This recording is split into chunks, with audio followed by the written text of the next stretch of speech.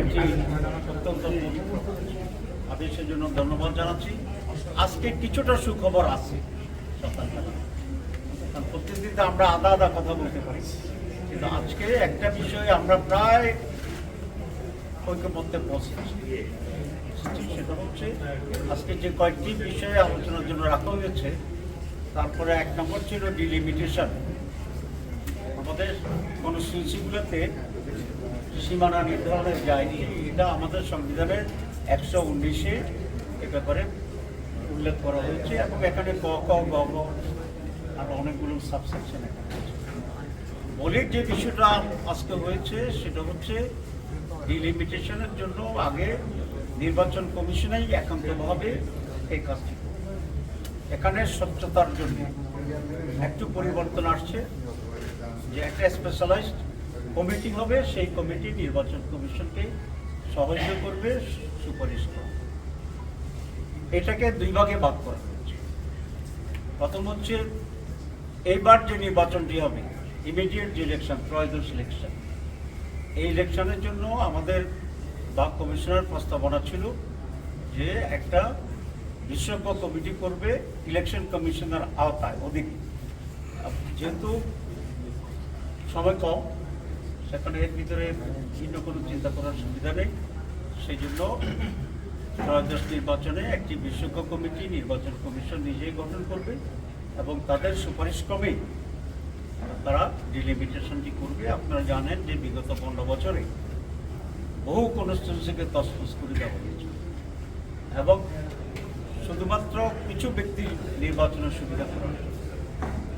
আওয়ামী লীগের পিরিয়ডে এরকম বহু পরিবর্তন হয়েছে, আবার আওয়ামী লীগের পক্ষ থেকে অনেকে ইন্টারভিউতে আপিল করছে, মানে যে যার সুবিধা মতো করে ফেলেছে।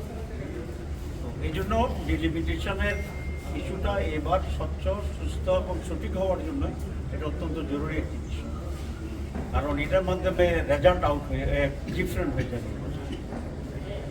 এই জন্য আমরা বলেছি এবার under the election commission, under the supervision of the election, under the decision of the election, মানে ইলেকশন কমিশন একটা বিশেষজ্ঞ কমিটি হবে, তারা তাদেরকে অ্যাডভাইস করবে এবং তারা যাবে।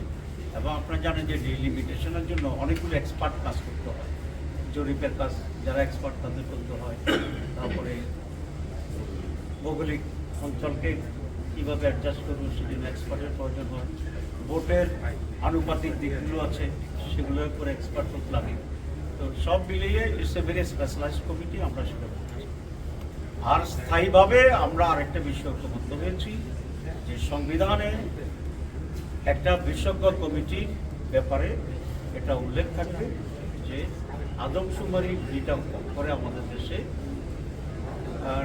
অলমোস্ট আফটার 10 ইয়ার্স, এরকম আদমশুমারির পরেই ডিলিমিটেশনের জন্য একটা বিশেষজ্ঞ কমিটি থাকবে, যেটা একটা সাংবিধানিক কমিটি হিসাবে কাজ করবে, সাংবিধানিক অন্তর্ভুক্ত এবং এই কমিটি স্বাধীন হবে এবং বিশেষজ্ঞদের দ্বারা এটা গঠিত হবে।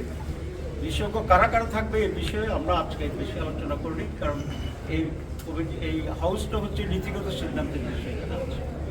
তো এটা খুবই একটা ইম্পর্টেন্ট ডিসিশন আজকে আমরা নিয়েছি পার্মানেন্টলি, যে আদমশুমারির পরেই ডিলিমিটেশন হয় এবং সেই জন্য এটা নির্বাচন কমিশনের বাইরে ইন্ডিপেন্ডেন্ট একটি কমিটি গঠন করা হয়।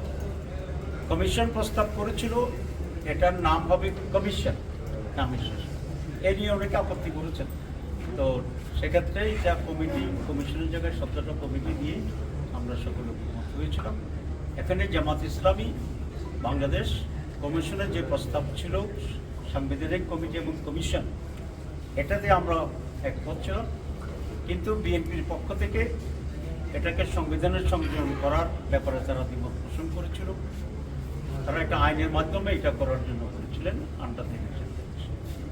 পরে দীর্ঘ আলোচনার পরে বিএনপি তার স্ট্যান্ড কিছুটা পরিবর্তন করেছে এর জন্য এবং রাজি হয়েছে যে সংবিধানে এটা সংযোজিত হবে ইন্ডিপেন্ডেন্ট কমিশন, ইন্ডিপেন্ডেন্ট হিসাবে, কিন্তু কমিটি থাকবে, কমিশন হবে।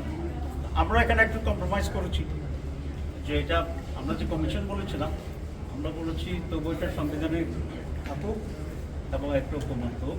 এই জন্য আমরা কমিশনের জায়গায় আমরা কমিটিকে অ্যাকসেপ্ট করছি। তো দুইটা প্রধান দলেই কিছুটা ছাড় দিয়ে আমরা একটু ঐক্যমত আশা করে পরে সকলেই হাউসে এটাতে একমত করছি। তো এটা আজকে আমি মনে করি সে গ্রেট থিং। দুটা বিষয়, যে একটা বিষয় আমরা একমত হয়েছে গুরুত্বপূর্ণ বিষয়, আরেকটা হচ্ছে আমরা যে একমত হতে পারছি অ্যাটলিস্ট কখনো কখনো, কারণ মানুষের ভিতরে একটা ইমপ্রেশন এরকম তৈরি হয়েছে যে আমরা এখানে শুধু আলোচনাই করি, আমরা একমত হতে পারি না। আজকে যে একমত হইতেছি এটা আমি মনে করি সেক্রেট। কমিটি